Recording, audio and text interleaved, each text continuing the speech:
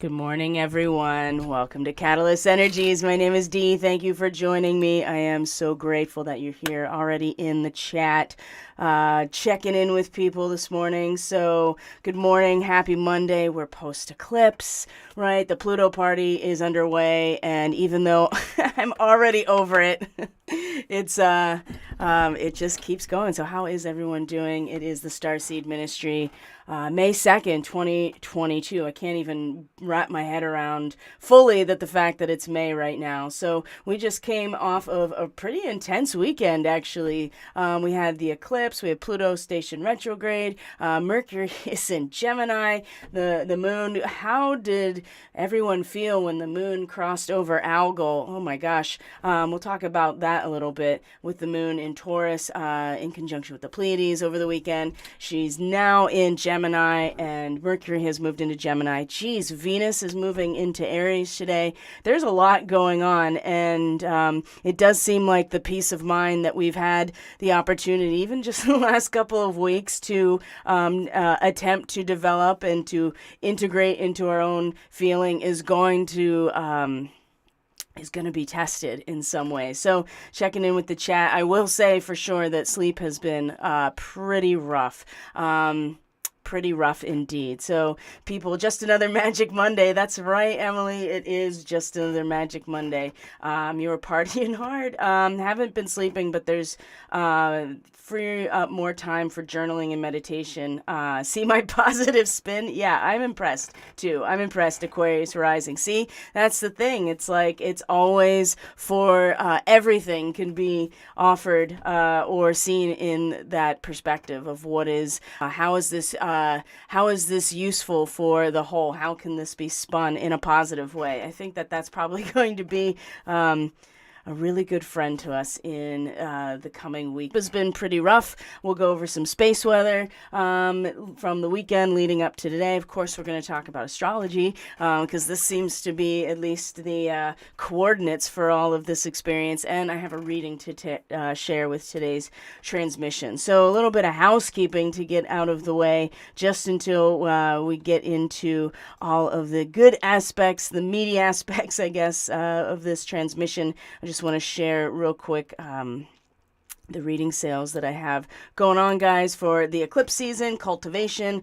individual forecast, $99 for 90-minute recording. This is going to look at your personal chart from May to November 2022. And I mean, this is an important window that we're in right now. And it feels weird. I'm not going to lie. It feels very strange. Somebody said to me yesterday, I've just been shoved into a new dimension. I was like, yep, we're in the eclipse portal now. And we're making transitions in a lot of ways, and what we are cultivating always with an eclipse, always. And speaking of eclipses, I streamed on Friday the astrology stream, the Catalyst astrology report that I usually do on Friday, but because there was a copyright claim on the intro music that I chose, it got blocked. And so it's up on other sites. It's on BitChute, it's on Odyssey, and because it's blocked on YouTube, I'll have to manually upload it to Rumble, but it's time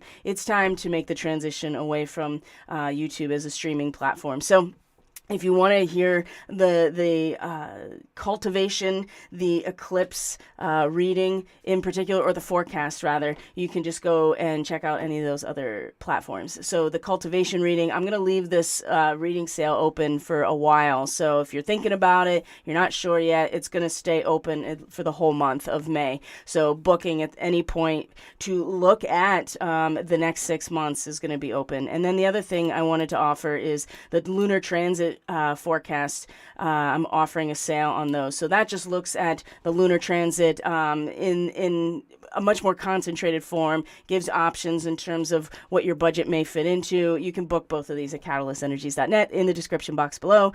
All right, my friends. So this is actually a photo that I found on Astronomy Picture of the Day. That's linked in the description box. And this is, you can see that it's actually tilted, but this is the eclipse over Argentina, because in fact that was the path of totality for the eclipse, was in the space between Antarctica, kind of cresting into or looping out into the Pacific Ocean, and then also covering Chile and Argentina. And the last two eclipse cycles have been in this general area, either over Chile and Argentina or over Antarctica in particular. So this one is bridging the gap in some ways. So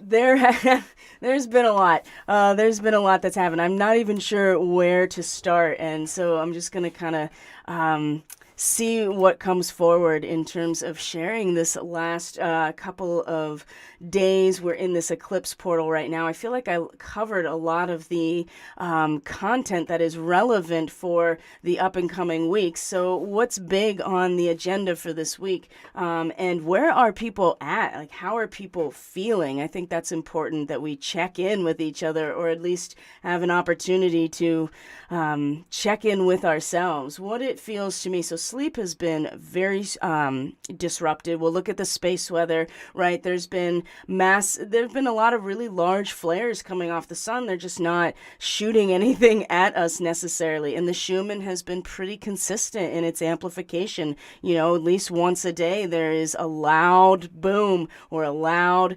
expansion, and that continues. And the sun continues to peak up into its solar maximum. And so that's an ongoing experience now. It feels to me that this process is now waking up to a point where it's going to be the norm now. And the peace of mind that we may, like I said, the peace of mind that we may have developed is something that we want to return back to in moments when things are very chaotic, but also to remember that there was a point where we could find that balance. And that is a function of our own inner polarization being balanced at every choice point that we have. So it's not easy work. And now the stakes seem to be higher, and the energetic impact of every choice appears to, and feels, at least to me, to be that much more impactful, that much more loud. And is the more solar energy we're interacting with, and also changes in our position within the galactic story, it's important that we are just really getting down to the brass tacks of what it is that we need to do to keep not even keep ourselves grounded, but to maintain a sense of connection while expanding. So, no pressure or anything. So, but we can look to astrology to at least assist us in terms of the potentials that are expressed through geometry, through archetypal symbolism, because that seems to be the way that, humans are able to understand meaning, at least through our higher mind. And now that Mercury is in Gemini, it's gonna just dip in here for just a little while, and it feels like, oh yeah, things are starting to wake up here in terms of the mind, cognition, ideas, concepts, and really being able to very swiftly work with the duality of the mental sphere. But it's going to come back it's going to go retrograde, go back into Taurus. It's going to meet Algol. It's going to meet Pluto again, both of them retrograde. So the perspective for Taurus, wherever that is in your chart, continues on. And if you received any readings from me recently, or had the opportunity to check your forecast as a subscriber, you know that's, it's going back into mature perspective, which requires that you understand something and its opposition. And it's interesting that that's actually expressed first and foremost as a sense-based experience in the last degrees of Taurus, which is the Pleiades star cluster. So before understanding or sensory type of experience turns into consciousness, there is a sense that both shoes, there's both shoes on your feet, right? Each position you felt into both sides of love and hate, or light and darkness, whatever the polarity is. It's not a matter of what it is so much as that it is and what we do with it. So the thing that to have these types of experiences at an eclipse cycle, just makes it that much more confusing, for sure, distorted, but forced into a deeper hibernation, right? The sun is not able to fully express itself in in terms of our position based on these karmic factors, which is what the nodes represent. So, it's through the real challenge that the soul awakens. So, ruler of Leo and Uranus, the ruler of its opposition Aquarius, meeting each other. So we've talked about this harmonic experience before, and if you know what a harmonic is, it's when the two octaves, or any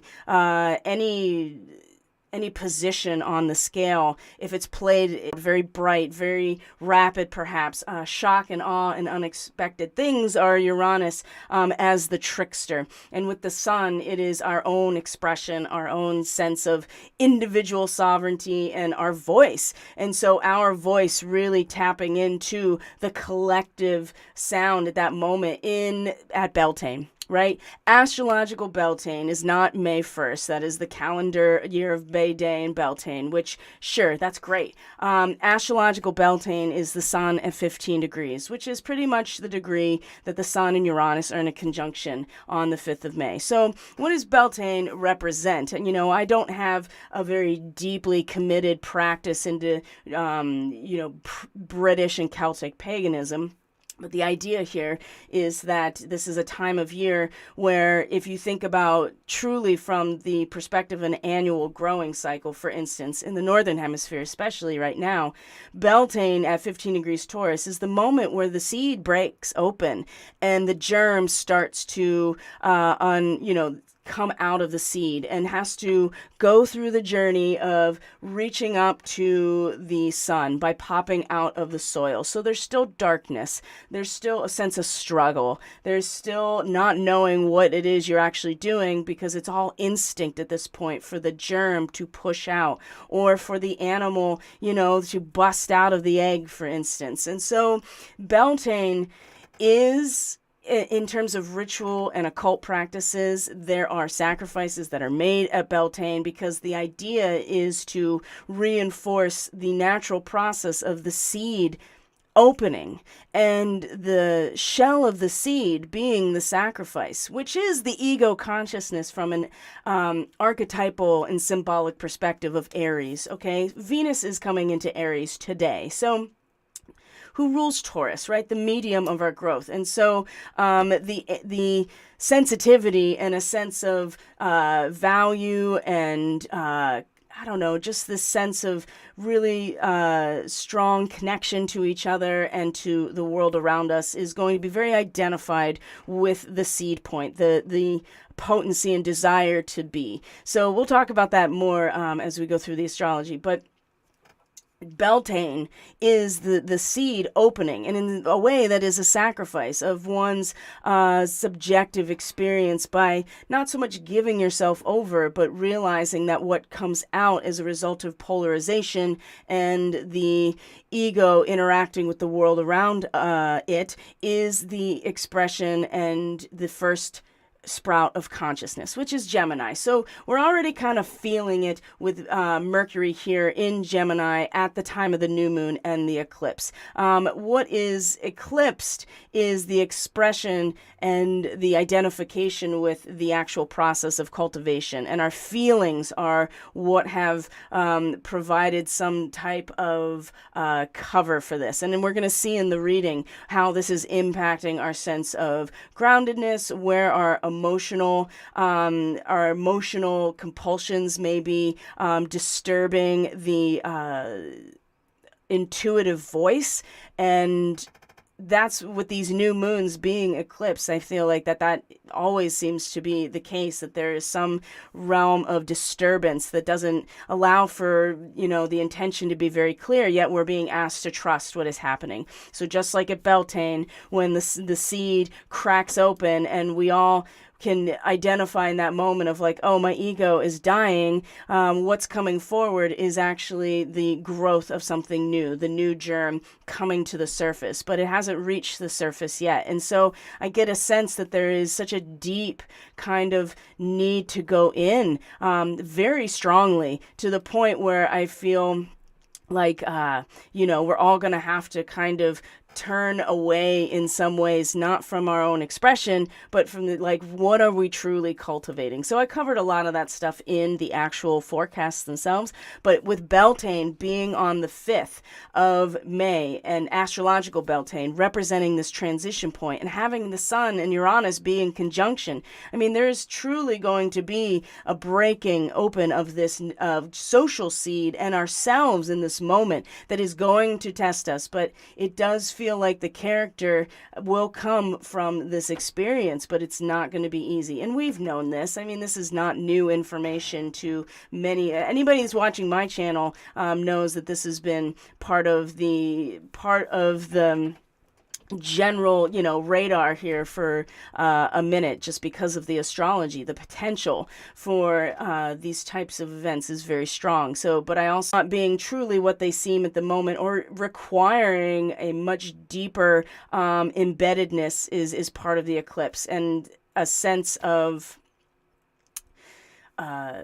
really truly tending to the medium, as opposed to what is coming out of it. Because and getting the thing with Venus, I think in Aries, that's going to be a little difficult about this, is that she's really going to be identifying with the charge, with the spark of creation, and she gets what she wants in Aries, right? Because she is in fact identifying value and worth and sensitivity in her instinct and gut with this seed, right?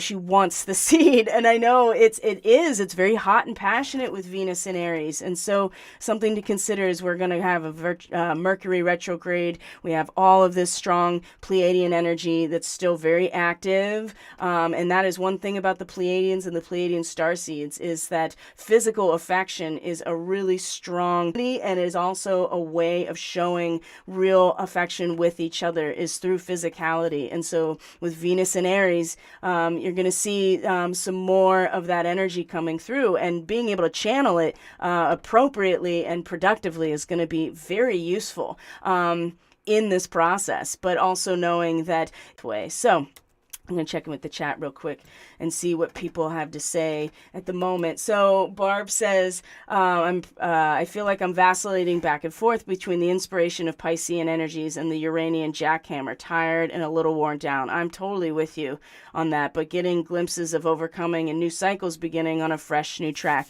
It's just going to take a while. I think that's just the only thing we're going to have to be, real with ourselves about. And sometimes when the illusion or the delusion is losing all of its attraction, you can just kind of numb out. And a lot of, that's a very Piscean thing too, is to go. And I am with you on this vacillation. And we're going to see that that's actually part of the reading, is having this moment where we're able to balance it for a moment and feel that balance, and like the utilization of polarization to experience that. But then we have to go kind of into the chaos of the lack of balance in order to, again, work on this process.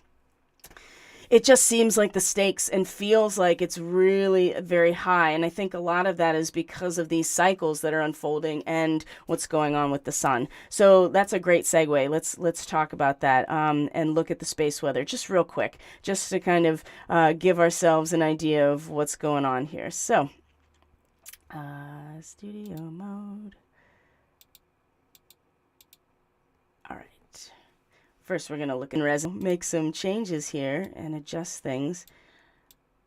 One thing I would like to ask is if people, what other streaming platforms would you be interested? Because it's definitely got to change. And I am considering Twitch. I'm considering Rumble, because they both have streaming quality, obviously. Odyssey, I think, has streaming quality, but I think there's a way to get around some things on Twitch with copyright if I use their bank of, royalty-free music. So anyway, I'm just curious what people think. So here's our Schumann for today, and you're going to see here that, where are we here? Yep, that here it is. It's the amplitude is coming up again, and it's like a swarm of amplification. All right.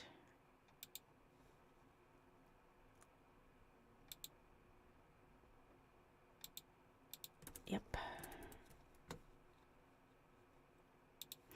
And I really do wonder how much of this is going to be it's just going to be like this from now on during this summer. It's just going to be that much more intense during the summer. And you can see, yesterday there wasn't much going on in terms of the Schumann, but we can see here that it's starting to wake up again. So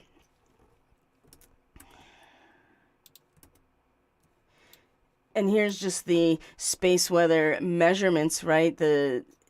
I think what has happened here, there was the corona hole stream over the weekend. We got the field got bombarded. You saw the Schumann get loud. You saw that there was geomagnetic unrest, and it's been pretty mellow since then. If you look at just the progression here, it's been pretty mellow and starting to decline. Now, like I said, the sun is definitely flaring, but you'll see that all of the, if you look at spaceweather.com, you'll see that all of the sunspots are coming out of view. So there was a little bit of a spike earlier, and then it's been consistently dropping off over time. So, but there was this magnificent solar flare, an X-class solar flare, which is the highest class, and this was on Friday, I believe, the 29th. And so we may get geomagnetic disturbance. The CME might graze our magnetic field and have an impact, but this was pretty big. And so the Schumann did spike pretty loud on Friday, probably in correspondence to this. And so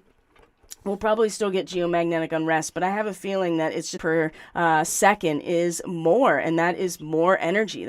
You have more photons per wavelength when you have more photons getting somewhere when you have a higher frequency. So there's more energy, and that is something that I think is just coming. And so it is exhausting. I mean, sleep has been one of the hardest things, and people are experiencing just more challenge, and especially actually starting to mellow out. And we know that was not really ever going to be so. With this reading, we have the Two of Swords as our causal factor. There's our Two of Swords, our peace of mind, basically, the moon in Libra.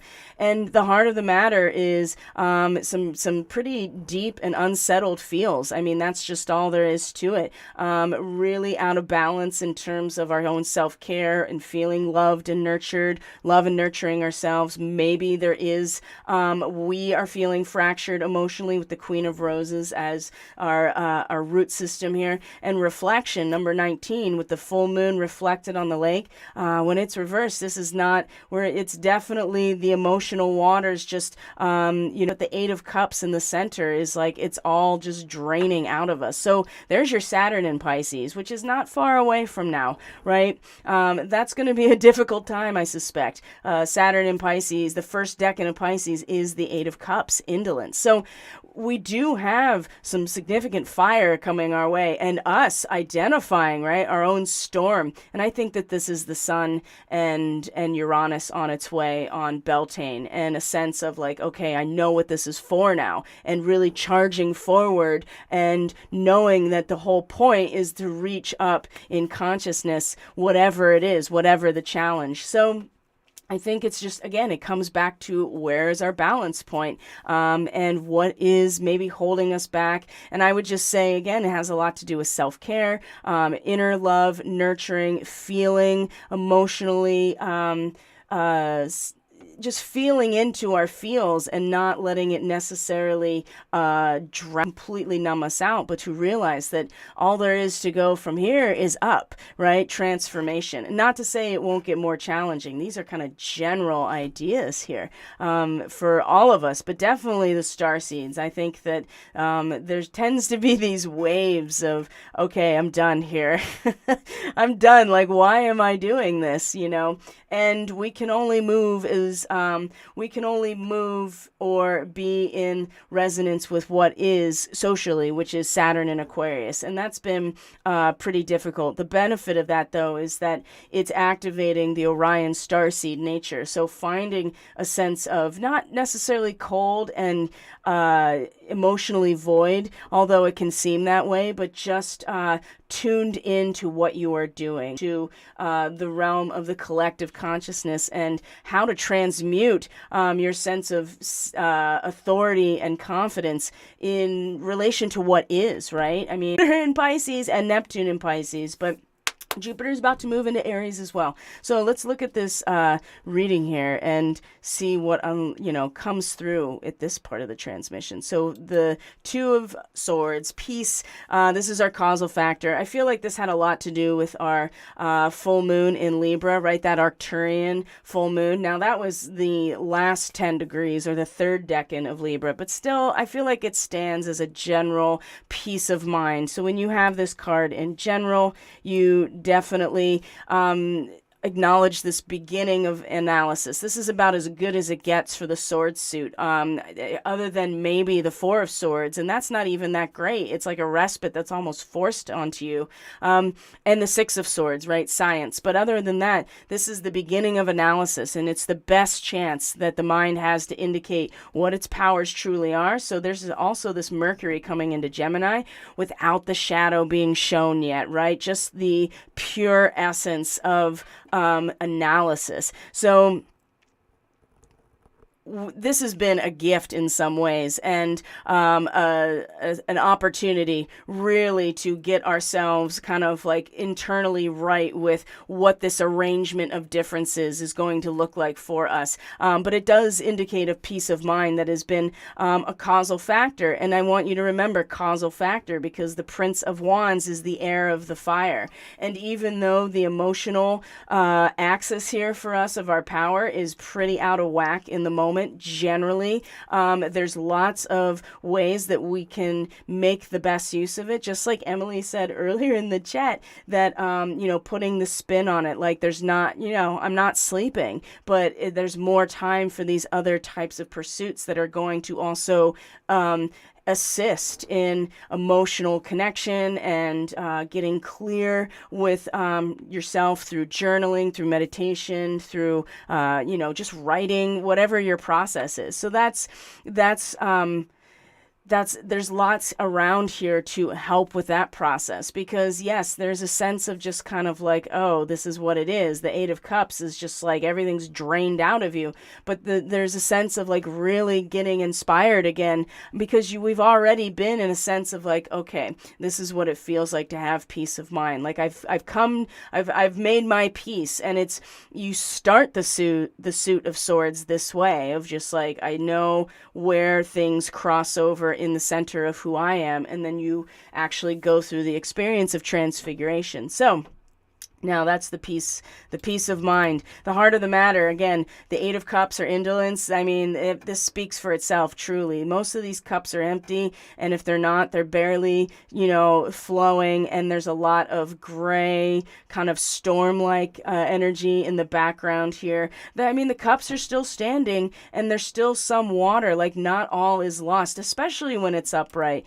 And so the best case scenario for this moment, the delusion has lost all attraction, and what is left is frustration. And it's really important that we hear the call. And this is actually in the first decan of Pisces, which is what this card represents, Saturn in the first decan, or the first 10 degrees. There is a degree in Pisces about hearing the call and sounding the call, but this is truly about feeling it and hearing it, right? So we can get out of the swamp, and so to speak, or just, there's a bog here that we can just like, surround ourselves with our own sense of frustration, or we can leave it behind and make up our minds to really open our eyes to upcoming changes, right? This is the center of this entire transmission. These cups being emptied, what can we do with them? Well, they can get filled again, right? And so that's something to keep in mind as well. So the Queen of Roses, I just, whoever this is for you, this is really us in the way I think we feel within our own feels. There's disharmony, there's conflict. We may be stepping out of a role as a nurturer or the queen in some ways that's really like attending to, very dedicated to this purity and this passion. It may be time to let go because things are not resonating anymore, and this is a really hard thing for us in general to do. I can really feel grief that just needs to be honored on so many levels. It really doesn't matter what it is for you. It can be in ways that aren't even obvious if it's more in like a 12th house or in a fourth house type of way, right? Where it's like just deeply within you. But this is a cycle of transformation. I just feel like there's a really deep gash in things right here. And we're having some feels about this cycle and finding the opening in this process to love ourselves. It's okay. Like, this is what I see here and what I feel, and I'm definitely feeling it too, it's just a little bit more intense, and it's essential to look at what's surrounding it, which is the tortoise, which is about your fragment. It's slow and steady wins the race. And then up in the air, which is you need to trust, we all need to trust that there are things that have not aligned yet in order to come back down onto the ground. So might as well just enjoy the view or enjoy our ride in the balloon and accept that not everything has completely configured itself. And again, the tortoise, slow and steady wins the race. This has got the partial solar eclipse of new moon written all over it, right? Just not, we are in a tunnel now that is going to take us to November, and we feel what's going to be happening during that time already, now that we've stepped into, we've crossed this threshold into this eclipse time frame, this portal. This is letting us, I feel like that, yes, there are things that we're grieving, there are things that are not connecting emotionally. We are having a struggle really finding this sense of, like, especially with the Eight of Cups. I mean, everything about this axis, a vertical axis, is all in the feels, all in emotions. We're drained, but we also don't feel like we're not able to take care of ourselves. Maybe we're just really struggling to maybe hold or allow the grief to move through us. And we definitely are feeling this reflection being not very steady, not steady. Well, of course it's not steady. I feel like that this is going to come up big time by the time we get to the first quarter moon, right? And we're going to want to be on this boat right here, and there's going to be a big wave that comes through and capsizes it. And if you heard your forecast, then you know exactly what I'm talking about. And so this can be the waters of your emotions washing over you, so that you're kind of losing perspective, or we are losing perspective. And we know that this is at the top here, so it is where our conscious attention is, what we're thinking about, what we're focused on. Emotional energy is really on top right now, and it's blocking our reflective energies, just like the eclipse. So there's an inner battle between our emotional needs and our intuitive voice, right? And emotions are often winning, especially in this situation of the eclipse. So the astral energy can get really lost when the lower emotions take over. This is how people get pulled in and pulled down, and they can't get themselves out. Or this is where it's really easy to find yourself with attachments that you didn't realize were there, or you've allowed yourself to be vulnerable to, because these lower emotions take over. And it's important to find out what motivates these emotional ups and downs. What are the cycles, or what, like hormonally, for instance? Do you notice a pattern between certain behaviors and then you feel certain ways? That's important too. And also tracking the other things outside of you, like the space weather, the solar weather, changes in the social setting in some way. This is important because what seems to be happening is that there is this battle, and the emotions, the lower emotionals, compulsions are blocking our ability, and that just came with the eclipse. And so again, what is surrounding this experience is relevant. So, and we'll get to that. First, I want to just show you the Prince of Wands, because this is, in fact, what to expect with all of these things together, is that there is a rapid, impulsive, fiery, hot storm of the mind, right? You have, again, the Prince is the air element representative, and the Wands are fire. We know that it's the Sun and Uranus coming together. Uranus does rule an air sign, and the Sun does rule a fire sign. So these two coming together, I mean, the best case scenario, I mean, look at this. This is incredible. You have a lion that's pulling your chariot. You're just surrounded by transformational energy, flames everywhere. You have the bird that's giving that transcendent spiritual perspective of the mind right here on the staff. It's just, you are just flaming. We all are in this. And there's a real strong emotional component, because this is a transition from Cancer to Leo. So there's air within the fire. There's a hot storm filled with action, impulsive energies. And when when things happen rapidly or in a way that we don't, or endless courage, tenacity, juggler, and trickster, which is a big part of Uranus, courage and tenacity, that's a big part of the Sun. Now, granted, they're still in Taurus when they come together at Beltane. So recklessly abusing the powers of the mind can be what the Prince does, and fool and ridicule people who are essentially harmless, right? They're just storming forward so fast that they don't realize all the destruction behind them. So swift and strong and rather violent. And we know as court cards, these represent actual people as opposed to archetypal experiences. So, I mean, we're looking at us like having this potential really drawn out. And when you go from having peace of mind to a sense of real, like just absolutely frustrated and emotionally tapped, I mean, it can very easily turn into a pathway of destruction when the wind blows on the fire and stokes it, especially with all of this unbalanced emotional energy,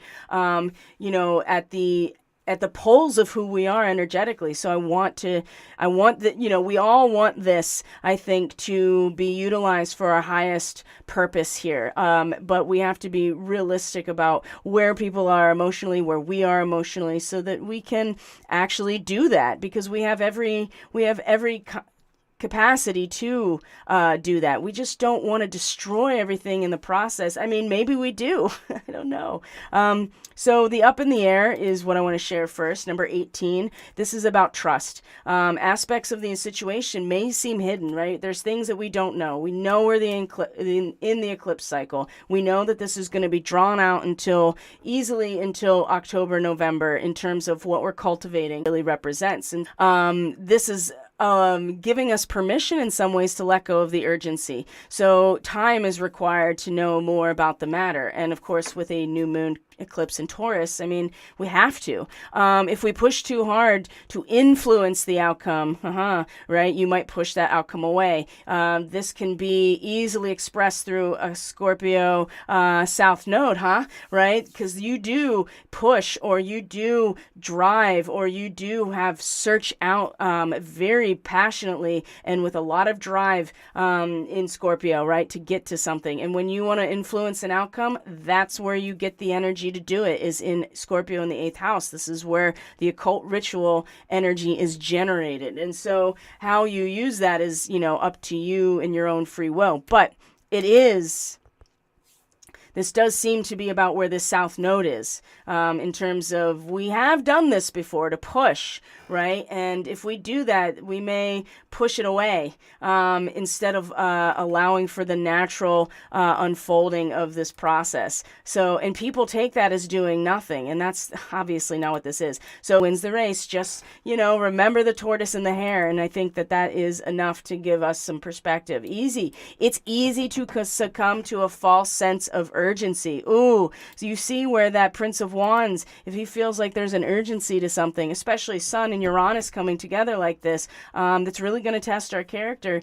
You can see how we could fall for a false sense of urgency in this moment. So just, you want to know the difference between instinctual gut response and what is an artificial kind of generation of like, oh no, that's what fear porn is for, right? So we don't want to be making decisions and actions out of that. We want to be balanced and not fragmented. And there's a certain amount of trust that we are being asked to, that's hard, right? That's really hard, but we're not being asked to trust anyone else except ourselves and our relationship to God, relationship to the planet and to the universe and nature. So I think that's where the trust, and that's a very Taurus thing as well. Trusting yourself, trusting your gut, trusting your own authority over yourself in a physical way, and your ability to command authority over your physical self.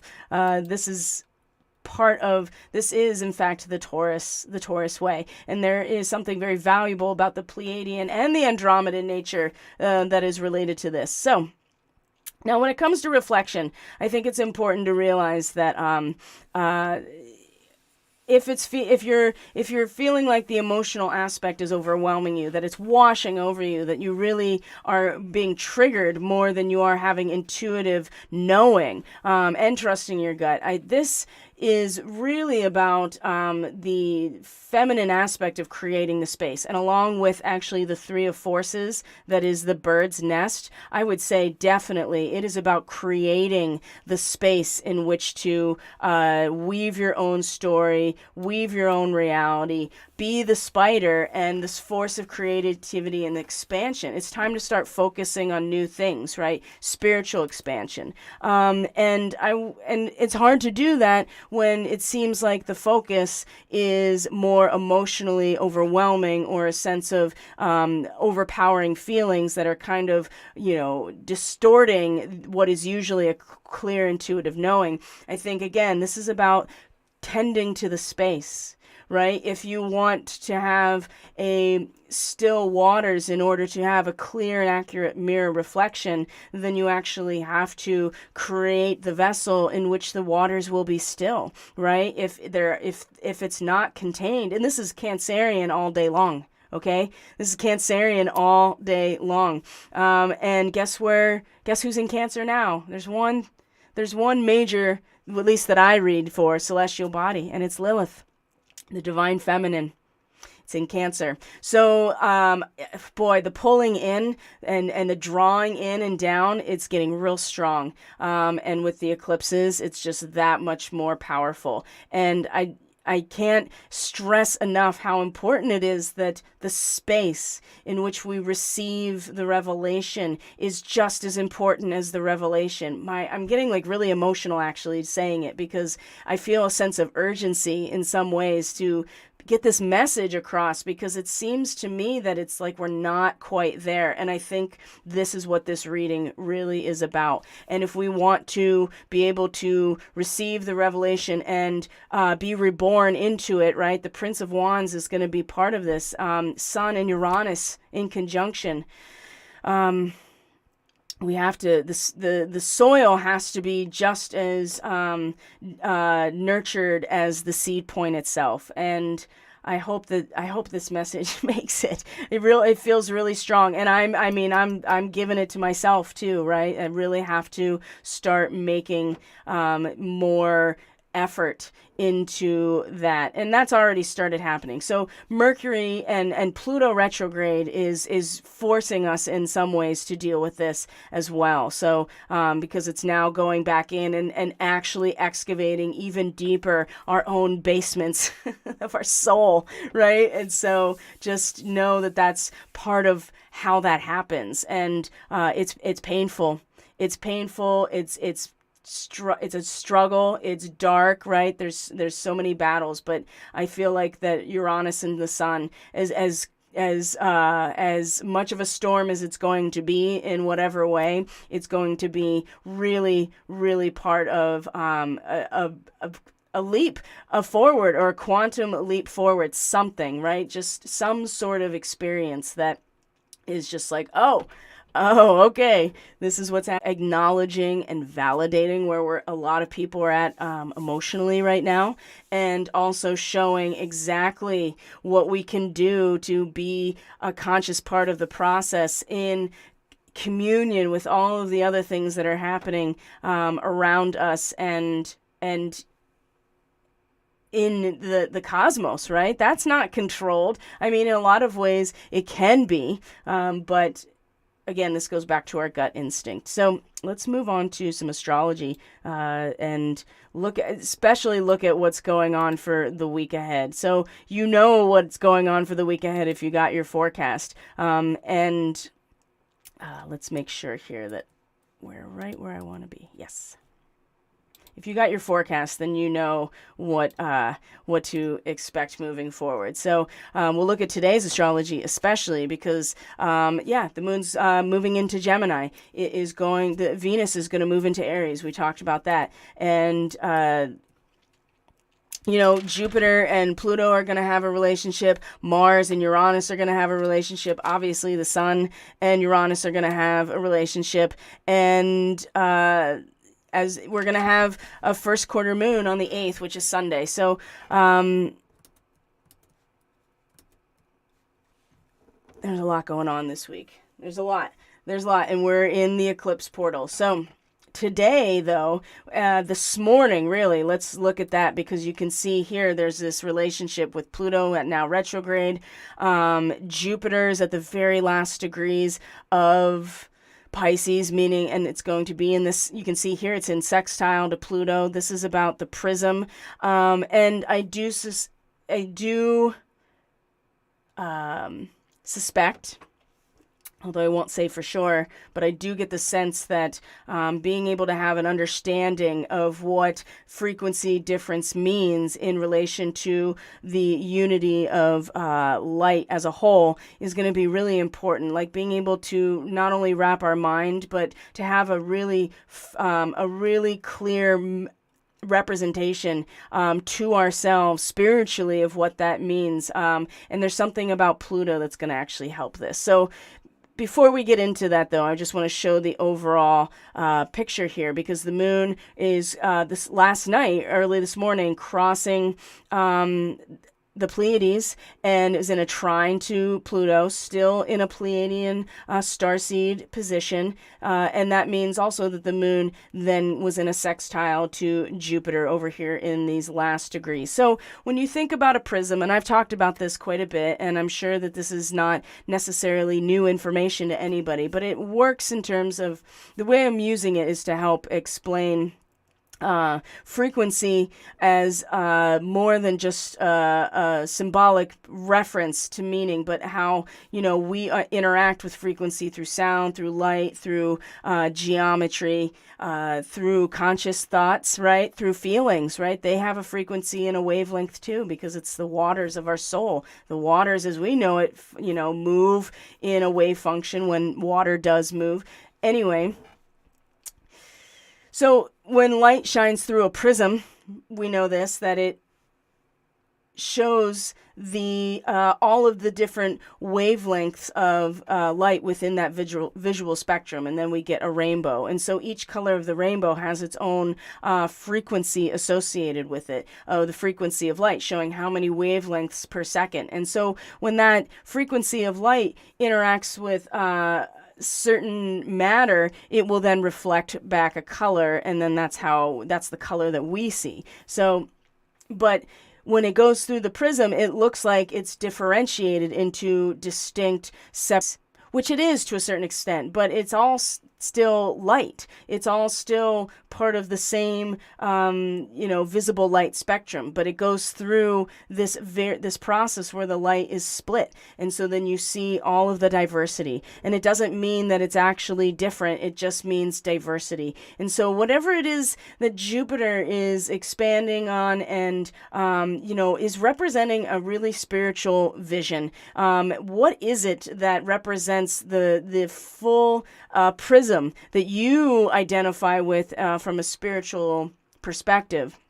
And how is that related to the Pluto party, right? Going retrograde now. I mean, the woman is reading tea leaves. There are no tea leaves that you need to read. You're just going into your own internal divination now and going deeply into the basement of yourself. I get the sense here that they're, with Jupiter especially about to come into Aries and expand on a whole new, fresh beginning for all of us. It's because of what is being unearthed and excavated, and having to see all of the different iterations of what normally has been hidden. It's really going to be important, I think, that we align with some sort of representative, some sort of pattern, right? Some sort of story, some sort of spiritual vision or idea, understanding that allows us to see that just because there's a difference in frequency doesn't mean that we don't all come from the same source. And that is part of the process of growth and evolution, is that we return back anew with what we had taken from the last cycle. So the idea is an infinite fractal unfolding. But when we are talking about the very nature of reality, material reality with Pluto and Capricorn, and now getting into the real reality of ourselves in relation to this, it's going to be, I think, very important and very necessary to realize that there are different frequencies. I know that this is... It's not obvious what this is, but I think what it does say to me is that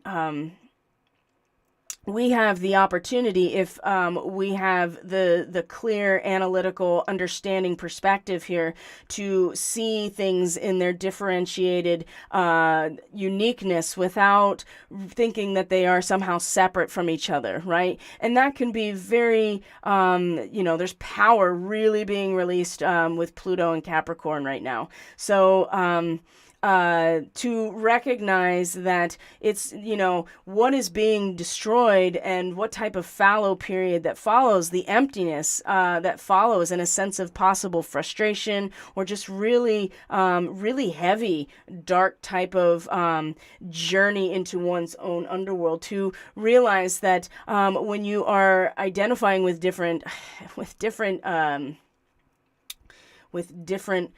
frequencies within you, not even within you, right? It's just realizing, I'm overcomplicating this because I'm just looking for the right phrase that is really obvious and is just sitting on the tip of my tongue right now. And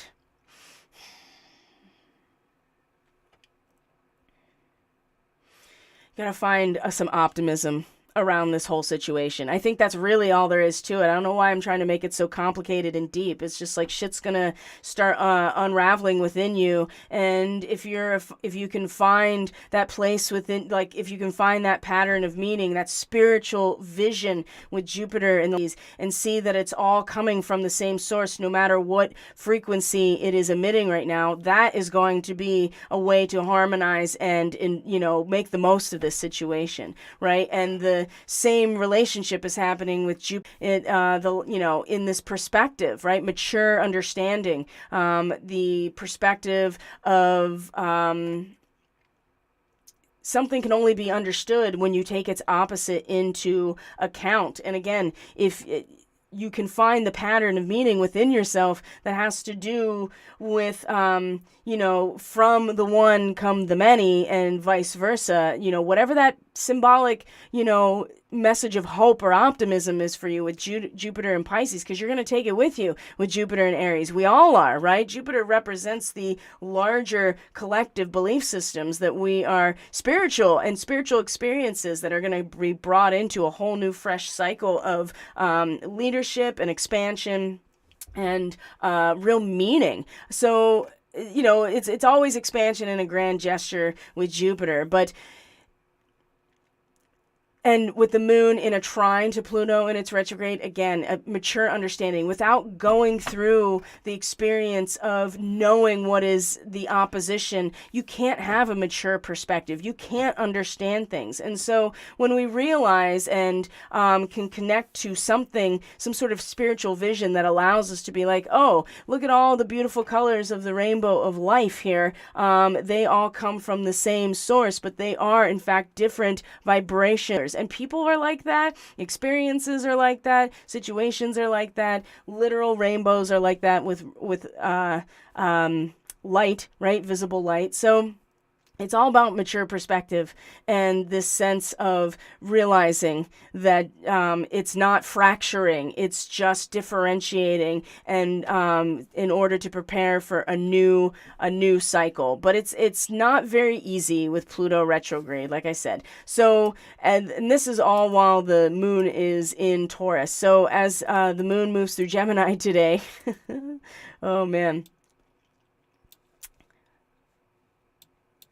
Oh, before that happens, though, this actually is fairly favorable because Venus is still at the, as of this morning, was still in the last degree of Pisces. So, Jupiter and Venus came into this conjunction at the new moon. And I talked about it on the forecasts and on the actual astrology report that was on Friday, that this is abundance in this area, to remember everything and to tap into your own sense of who you are, what's valuable, embodying this. So that as it moves forward, you have something to go back to and remember everything that had accumulated the last time, and that it fulfilled itself, and you could trust that the cycle was going to unfold further. Life is going to evolve, whether we are going along with it or not. So we might as well go along with it at a soul level and be the beings that we have always been and we were always meant to be. So before the moon moves into Gemini and before Venus moves into Aries, and they both have the feminine archetypes moving into distinctly masculine signs, is the last degree. So the moon at the very last degree of Taurus is like a peacock strutting around on the terrace of an old castle. That's the Sabian symbol. And it's in conjunction with Alcyon as well. And it's the idea here that it's like a full consummation of one's potential, but it comes from a line, right, of everything that's come before it. This is the moment before the germ pops out of the soil and actually meets pushes through and meets the full sunlight in day. So that's the moment of It's a moment of breakthrough in a lot of ways. And so this sextile to Venus at the very last degree of Pisces is represented by the great stone face and the idea that you take the archetype of the last experience and bring it with you into the next cycle, the power of archetypes and how they condition the life processes, right? The seed of a new beginning exists already in its potency in this very last degree of Pisces. And when you have clearly visualized ideals, it can truly mold the life of you as you grow, as you take those ideals or those archetypes into the seed point. And so I think this is just coming to terms with everything that has generated within us, that has grown within us, a sense of consummation. And sextile to Venus is like, yes, I feel I can take that with me into the next cycle, because Venus rules Taurus. And so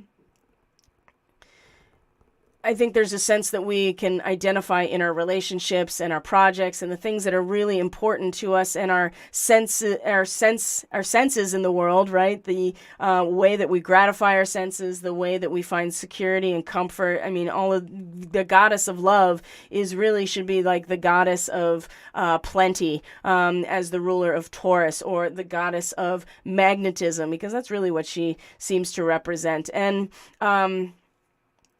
she's going to take this clearly visualized ideal that we are able to each individually feel into, is like, okay, this is the fulfillment of everything that is, and the seed of our own consciousness, or the germ of our own consciousness, at least internally, is about to pop pop out of the soil. So Venus is like, okay, all right, let's do it. Jupiter, who's right behind her, is then going to expand and really activate this as well in terms of like, okay, something new. But again, it is about the medium. It has to be stable. It has to be fertile. It has to be it has to have good drainage, but not totally without any structure to it. These are all things like, just gardening and stuff. The soil has to have all of these attributes in order to be truly the right medium for growth. So now that the moon is moving to Gemini, I can already just feel it, because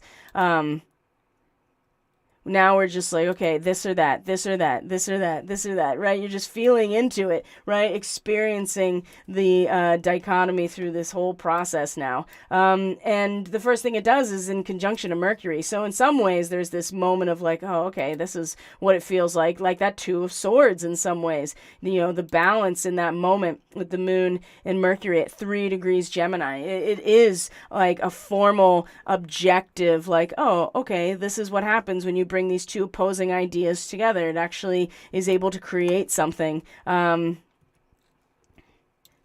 really, it is a formalization, right? Because, but it's collective, a formalization of collective ideals. And where did those collective ideals come? They came from Taurus and the second house. Collective ideals are the ancestry that you are born into and that surround all of the individuals' lives and shape the lives of the individuals of that collective. And so you apply reason and order when you start discovering your consciousness. So honestly, the moon and Mercury together in this moment is kind of like the first establishment of little leaves on your germ that comes out of the soil, right? It starts unfolding, and then it's like, oh, here's a little stem with 2 little leaves, right? This is a moment where we get to be, kind of formalize what we are just intuiting mostly with all of this Taurus energy.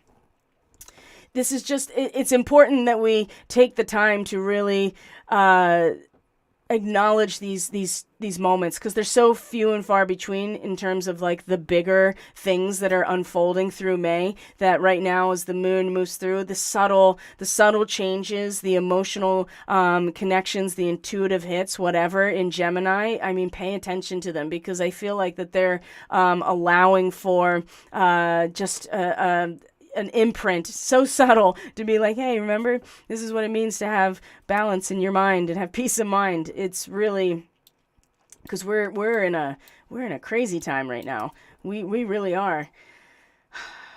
Not to like freak anybody out. I mean, there's plenty of content you could go listen to freak you out. I'm not here to do that. I'm here though to acknowledge and validate the sense of like, whoa, this is, we're in that wormhole right now.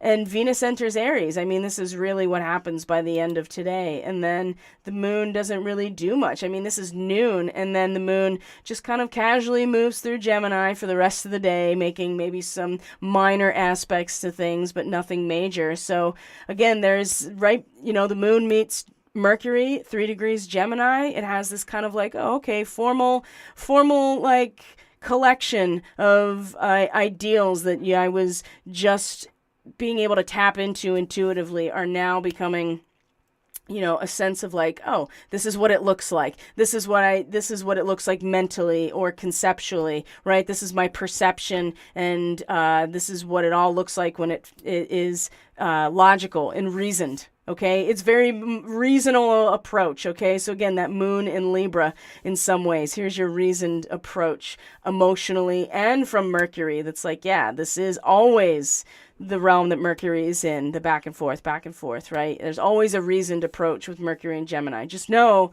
Mercury's going to station retrograde very soon and go back into Taurus. So this is just like, hey, take a moment to balance your mind right here, so that when it gets into the really choppy waters, that you are able to take that peace of mind and bring it to, ride the wave of the storm rather than be impulsive or reckless because you weren't ready for the choppy waters. So And Venus coming into Aries, like I said, I mean, this is emergence out of something very real, kind of emerging out of the soup, right? An actual seed point, an actual new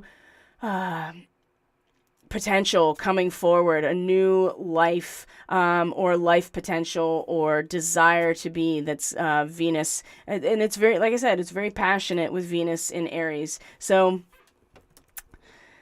I'm going to check in with the chat here. I think people are just listening, so that's great. And we're going to end it here for today. So, you know how I just had, sorry guys, my God. There's going to be a lot of that, right? You know how it was kind of a struggle for me to like really make the connection with Jupiter and Pluto, for instance, right? Just allowing it to come through and channel through naturally, but it was bouncing off other things. Or it was trying to make it more than it needed to be, right? Rather than just kind of trusting what was coming through very naturally and simply, right? There's going to be a lot of that, I feel like. And it's just be easy on yourself and realize that there are big changes coming. They're already in place, and it has a lot to do with the fact that we've kind of drawn them to us, and it has a lot to do with the space. Again, like I said, the space in which we receive the revelation is just as essential, if not more, than the revelation itself. Were there no space in order to receive the word, like would it have been, right? So, and that means your emotional stability. That means your astral and energetic hygiene. That means a sense of connection and groundedness to the world around you in an empowered and empowering, inspiring, and nurturing type of way, right? To be grounded and be able to respond rather than to react. I think that's, if there's any takeaway here to having your eyes open to what's coming, is to know the difference in your body, what it means to respond rather than react. And so I'm going to leave it there. My friends, thank you so much for being here. I truly appreciate each and every one of you. For those of you who are part of the Starseed Fellowship, we're going to start getting into scheduling our Zoom chat for this week. So just keep an eye out to be part of the conversation, either on our private Telegram or on Subscribestar. That link is in the description box below. If you're interested in joining us, it's $3 a month. It helps cover the cost of the Zoom. And there's exclusive content for subscribers as well with that monthly subscription. So take care of yourselves, everybody. Thank you for being here. I truly do appreciate each and every one of you. There are changes coming. I will keep you updated about them. But in the meantime, take care of yourselves. Take care of each other the best you can. I love you. Have a great Monday, and we will see you next time. Bye.